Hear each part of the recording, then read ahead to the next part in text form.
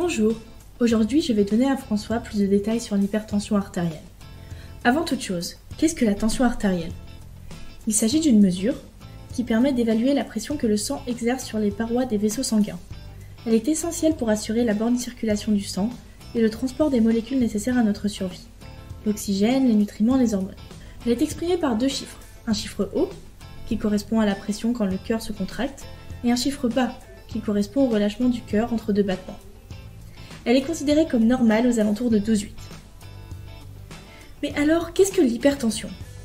Parfois, notre pression sanguine augmente fortement, ce qui peut être dû au stress, à la peur, à l'effort physique comme le sport.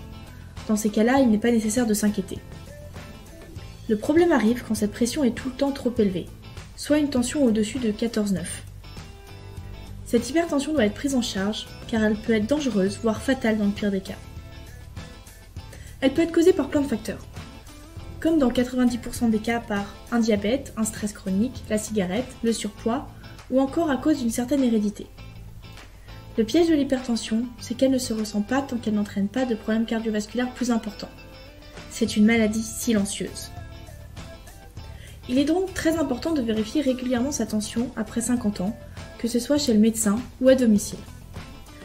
Mais comment contrôler son hypertension ? La première des choses à faire, c'est de consulter son médecin qui décidera de la prise en charge nécessaire.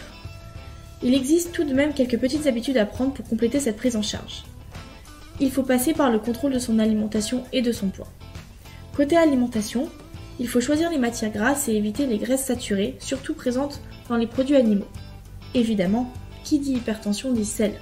En effet, le sel possède une très grande influence sur la tension artérielle. Quand on est hypertendu, il faut limiter sa consommation de sel à 4 grammes par jour maximum. Et attention au sel caché dans les produits transformés et dans le pain. Il existe un régime alimentaire créé spécialement pour traiter l'hypertension artérielle. Il s'agit du DASH. Il se compose de fruits, de légumes frais et secs, d'aliments céréaliers complets et de produits laitiers écrémés ou demi-écrémés. La viande rouge est déconseillée et remplacée par la volaille ou le poisson. Les corps gras et les sucreries sont très limités et les boissons sucrées sont à éviter. Voilà, c'est tout pour cette fois. J'espère que François a eu les informations qu'il voulait. Moi, je vous retrouve dans un autre thème en vidéo. À bientôt!